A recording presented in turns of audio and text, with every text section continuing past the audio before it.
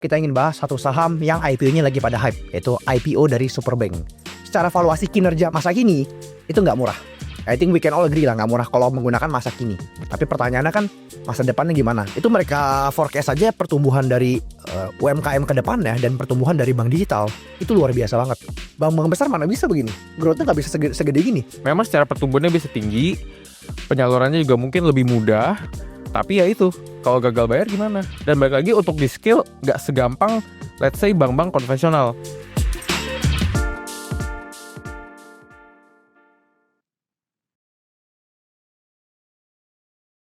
Halo teman-teman, welcome to Chatting. Hari ini sama Anthony Jau, kita ingin bahas satu saham yang IPO-nya lagi pada hype, yaitu IPO dari Superbank. Kode sahamnya apa, Jau? Supa.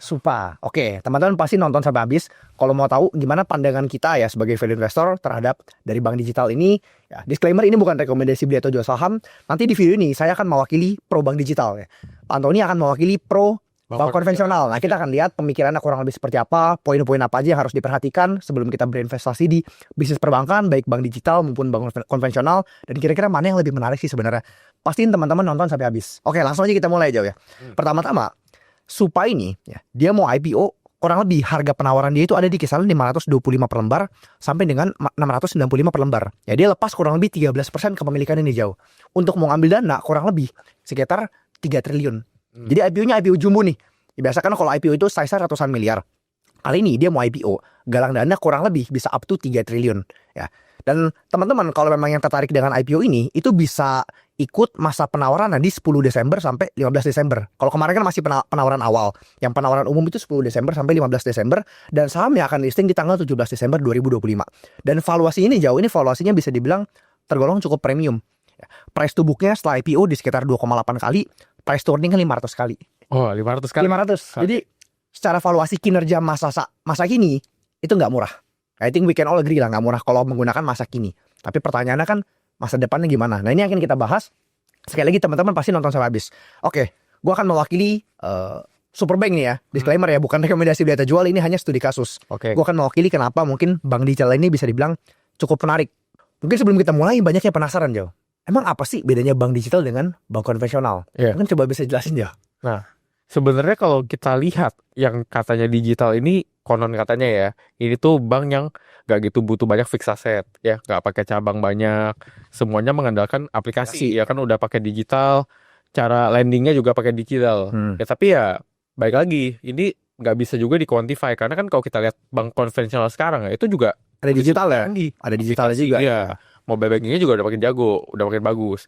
Jadi ya kurang lebih konsepnya sih seperti itu. Jadi sebenarnya sama-sama menyalurkan uang ya, mereka mengumpulkan uang, kemudian mereka menyalurin dan ambil selisihnya. Jadi model bisnisnya sebenarnya tetap sama, cuman perbedaannya adalah lebih dominan presence di digital mungkin, bukan melalui kantor cabang konvensional ya, kantor cabang fisik. Ya, tetap intinya yang namanya bank ya, kita kan menghimpun dana dari masyarakat, kita udah ada dana, lalu kita salurin lagi dengan harapan ya kita dapat selisih dari marginnya. Oke, agree. Nah, semoga teman-teman masih tetap bisa ngikutin. Langsung aja kita poin ke nomor 1, kenapa I think Superbank ini atau bank digital itu cukup menarik. Pertama, udah pasti potensi growth yang besar Jauh. Ya, karena di prospektusnya sendiri itu tertulis kurang lebih 60% PDB Indonesia itu berasal dari UMKM.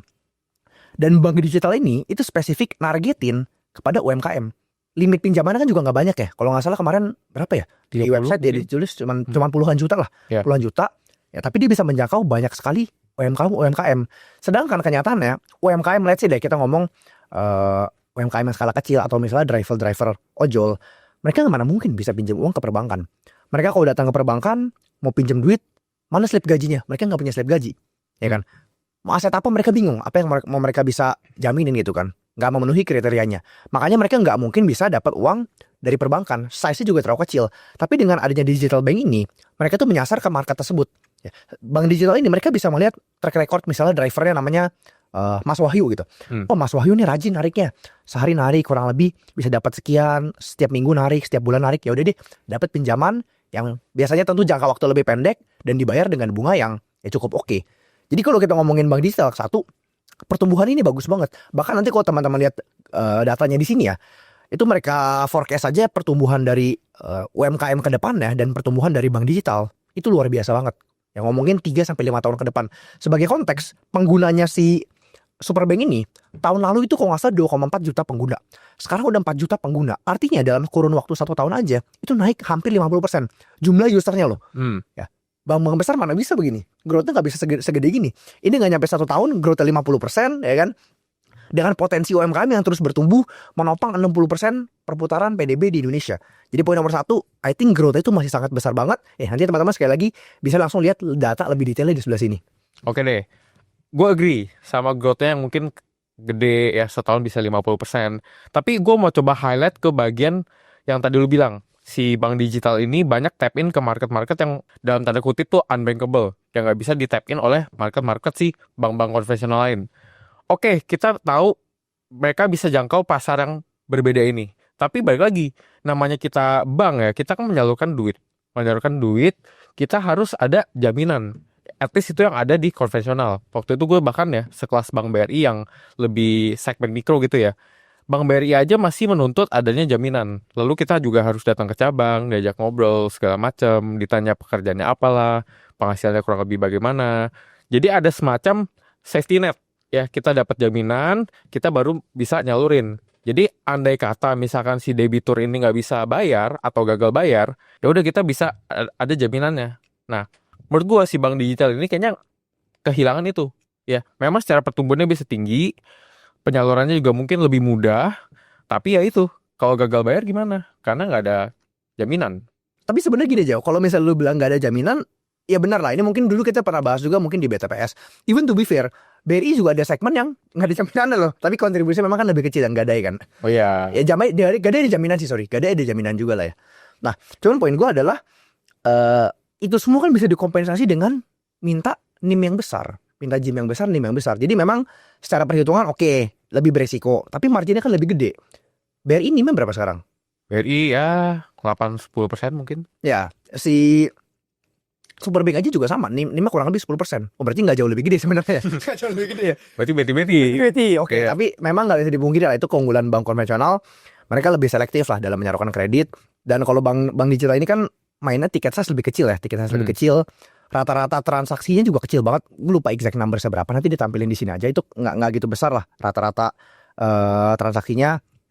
Tapi satu poin lagi, oke lah. Tadi kita udah bahas bank digital growth-nya besar. Ya. Tapi bank konvensional mungkin lebih safety, ya, which ya itu nggak bisa dipungkiri memang benar. Tapi ada satu poin lagi yang menarik yaitu kalau kita ngomongin perbankan, ya, both ya mau bank digital, bank konvensional, ini kan sebenarnya bisnis kepercayaan, dimana ini suatu bisnis yang mengandalkan trust gitu loh. Pertanyaan gue, gimana misalnya bank-bank kecil yang baru mau mulai bank ya, dia baru membangun suatu usaha, gimana caranya mereka bisa membangun suatu kredibilitas? Udah pasti perlu yang namanya presence ya atau kehadiran. Di mana biasanya presence ini bisa didapatkan oleh gedung-gedung ataupun kantor-kantor fisik yang bergengsi. Makanya kan cabang-cabang biasa tempatnya fancy kan, pelayanan ramah, tempatnya juga fancy di gedung-gedung yang tinggi. Untuk apa? Meningkatkan kredibilitas supaya orang percaya untuk menaruh duit di perbankan tersebut. Nah, permasalahannya kalau kita mau bangun bank konvensional baru, itu udah nggak mungkin bisa nyaingin bank-bank besar. Nggak mungkin kita bisa nyaingin bank-bank sekelas Bank BRI, Bank Mandiri, apalagi Bank BCA, atau bahkan kita nggak usah ngomongin top 4 banks deh. Mau nyaingin si IMB aja udah susah, ya kan? NISP, BNGA itu udah susah buat disaingin, ya. Jadi siapalah kita untuk bank yang baru mau dibangun bisa nyaingin mereka. Tapi enaknya dengan bank digital, kita bisa tap on ke satu market baru dan bisa dibilang nggak perlu untuk spend uang yang begitu besar. Karena gini nih, saya yakin teman-teman kalau misalnya ngelihat laporan keuangan perbankan, kan laporan keuangan di Think itu udah sering jelasin ya. Itu kita bagi menjadi fixed asset dan working capital untuk komposisi asetnya. Orang pada bilang, bank mah nggak perlu fixed asset besar gitu loh. Isinya cuma working capital. Yes, I agree.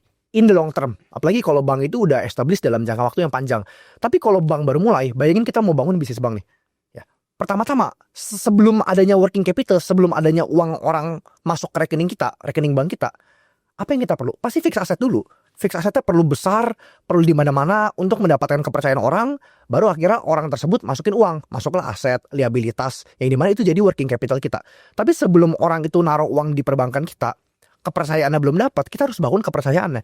Jadi kalau orang bilang, bank nggak perlu fixed asset, cuma perlu working capital, bener. Kalau udah jalan, kalau belum jalan perlu fixed asset dulu. Ya. Tapi dengan bank digital ini yang tadi kita udah bahas, dia nggak perlu fixed aset sebesar itu. Ya, memang perlu ada aset-aset, tetap harus ada lah. Kita let's say ambil lah bank digital terbesar di Indonesia, misalnya si Bank. Dia kalau nggak salah kantor pusat ada 1, kantor cabang less than 3 kalau nggak salah. Itu dikit banget loh, ya kan? Jadi orang kalau mau ke mampir ke si bank ya udah pilihannya cuma 3 tersebut, kantor pusat atau kantor cabang. Mungkin kalau bank-bank lain ada di mana-mana pilihannya, kan teller di mana-mana, cabang di mana-mana. Tapi si bank dengan kantor sedikit itu aja bisa ngumpulin uang yang lumayan juga, ya kan? Largest digital bank di Indonesia. Bank digital itu nggak perlu spend OPEX sebesar itu, nggak perlu spend fixed asset sebesar itu untuk dia bisa tap on ke bisnis perbankan. Yang dimana kalau ke depannya dia udah bisa dapetin lebih banyak customer, trust dari masyarakat lebih banyak, eventually cepat atau lambat mereka juga bisa mengarah ke skala yang lebih besar. Tapi minimal dari level 0 ke level 1-nya nih, naik tangga one step-nya itu jauh lebih murah dibandingkan dengan bank konvensional. Oke, gue agree sama bank digital yang mungkin kalau kita starting ya, itu nggak butuh aset yang lebih gede, aset di awal-awal ya. Kalau bank-bank konvensional ya Bapak Ibu bisa lihat sendiri lah, bank-bank ini kan punya gedung, bahkan dia punya gedung, kantor cabang di mana-mana.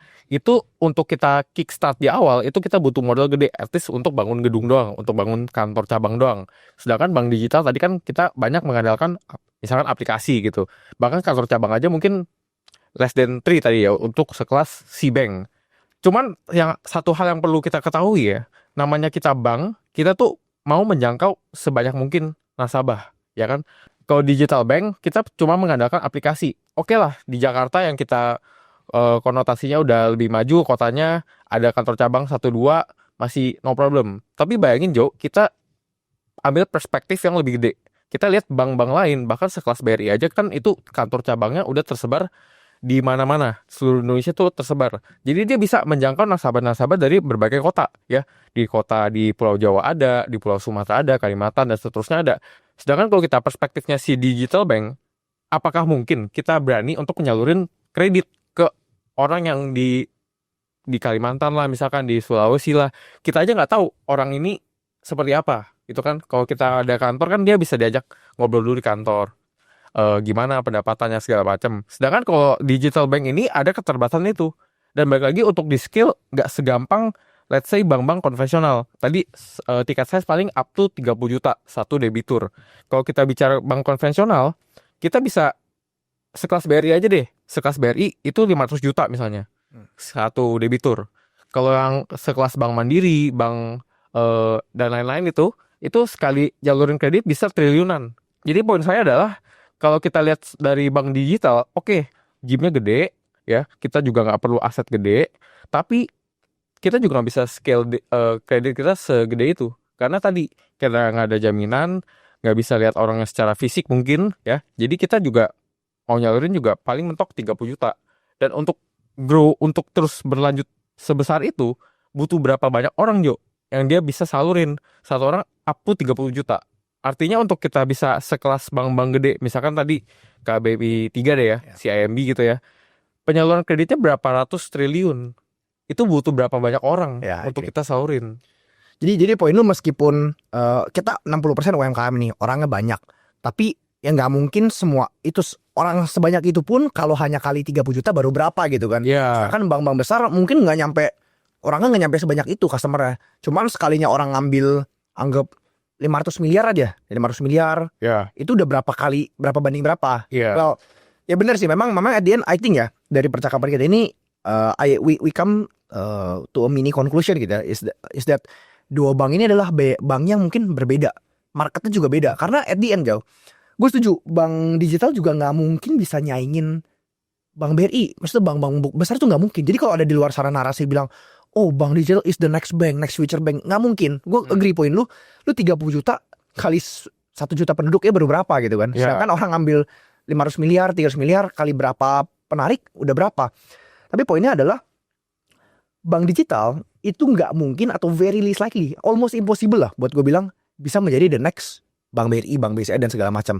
Tapi begitu pula sebaliknya, bank-bank besar juga mungkin almost impossible untuk mereka mengambil market super bank, karena ngapain? Ya kecuali mungkin BRI ada Pegadaian ya. Cuma at the end memang ada dua market yang berbeda-beda. Super bank main di marketnya di tiket size yang kecil, yang sekali orang ambil cuma puluhan juta. Ya, bank-bank besar juga main di marketnya. Ya. Jadi kurang lebih itu mungkin sedikit konklusi dari kita ya. Ini dua bank yang berbeda. Jadi kalau teman-teman lihat, oh ada bank ini mau jadi the next bank BRI, next BCA, itu harus hati-hati. Karena memang bank digital dan bank konvensional adalah dua bank yang target marketnya berbeda. Ya, tiket size-nya berbeda, ya, target marketnya berbeda, resikonya juga berbeda. Ya, mungkin sebagai Penutup ya teman-teman, kalau yang memang lagi tertarik untuk dalamin bank digital, lagi dalamin super bank, mungkin ada sedikit tips ataupun PR buat teman-teman. Coba perhatiin deh ya, bank digital ini kan nggak bisa dipungkiri growth-nya besar. Nah, sekali lagi nanti kita tampilin potensi pertumbuhan dari UMKM, potensi penyaluran kredit dari segmen digital itu cenderung naik, diproyeksikan. Cuman permasalahannya adalah apakah semuanya bisa tertagih dengan baik atau tidak. Itu poin nomor 1. Kedua, valuasinya piro. Ya. Sekarang diperdagangin di price to earnings 500 kali. Ya artinya kalau labanya naik 10 kali lipat pun dari laba sekarang, naik 10 kali lipat pun ya, itu price to earning masih 50 kali. Itu kalau bisa naik 10 kali lipat. Ya. Kalau hanya bisa naik 5 kali lipat Masih 100. masih 100. Sebagus-bagusnya suatu bisnis ya, kalau kita belinya di valuasi kemahalan ya, belum tentu kita bisa justifikasi valuasi tersebut ya. Jadi PR buat teman-teman ya, sekali lagi growth-nya memang ada, kita sama-sama setuju. Assess dulu growth quality-nya itu seperti apa, bisa terklaim dengan baik atau tidak. Dan kalau memang bisa terklaim dengan baik, kan teman-teman bisa lihat di perspektif ada proyeksi itu, proyeksi penggunanya bank digital, target mereka mau berapa, segala macam. Teman-teman lihat aja bottom line-nya atau net profit-nya kira-kira bisa berapa. Dan dengan valuasi sekarang ya, price to earning 500 kali, labanya harus bisa mencapai titik berapa untuk bisa menjustifikasi valuasi tersebut. Ya ini disclaimer, kalau perihal harga saham naik atau turun itu kan di luar kendali kita ya. Kita di video kali ini hanya membahas mengenai kualitas bisnis aja. Nah, jangan lupa atau poin terakhir Jo, kita ini perspektif sebagai investor ya. Kalau kita sebagai pengusaha, oke, gimana caranya kita bangun bisnis bank dengan modal yang cenderung kecil, ya mungkin bank digital ini lebih masuk akal. Kalau kita mau compete sama bank konvensional, kita butuh modal berapa? Berapa puluh triliun misalnya untuk compete sama bank-bank yang udah established, yang udah gede itu. Sedangkan kalau kita perspektifnya sebagai investor, kita kan nggak ada terpaksa gitu untuk pilih satu bank digital atau bank konvensional. Kita pilih yang udah proven aja misalnya.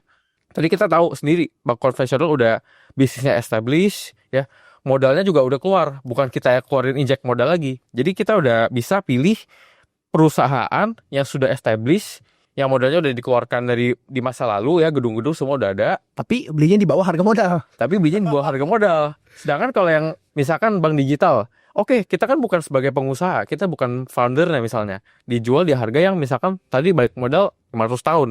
Ya jadi kan kita comparing lagi sebagai investor. Jadi I think ya sebagai investor ya itu harus jangan dilupakan juga Jo. Ya karena memang meskipun investor dan pebisnis kesana satu, tapi always remember ya itu ada suatu garis di tengah, di mana kacamata pengusaha dan investor adalah dua kacamata yang sedikit berbeda. Nggak benar-benar sama lah. Karena kalau pengusaha kan dari awal sampai akhir.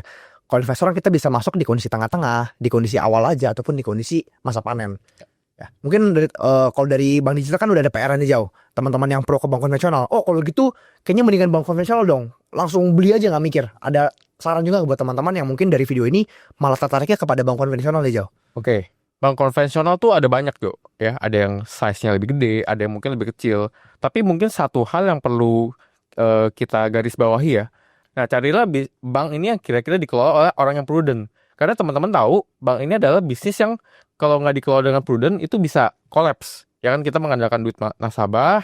Nah, kalau tiba-tiba kehilangan kepercayaan ya, lagi-lagi ini bisnis trust, ini nasabah tuh bisa tarik duit kapanpun. Nah, ini bisa collapse. Jadi, teman-teman coba cari bank yang dikelola dengan baik ya. Dan jangan lupa terakhir, valuasinya juga harus yang Masuk akal. Oke. Lagi banyak loh Jo. Lagi banyak ya? Banyak. Oke. Semoga video ini bisa bermanfaat ya buat teman-teman. Coba tulis dulu, teman-teman tertarik gak dengan IPO ini? Kalau tertarik kenapa? Dan coba tulis di kolom komen kira-kira saham apa lagi nih yang mau kita battle ataupun mau kita bedah. Thank you teman-teman. Jangan lupa klik like, komen, dan subscribe supaya nggak kehilangan update dari kita terus. Thank you and see you in the next video. Bye-bye.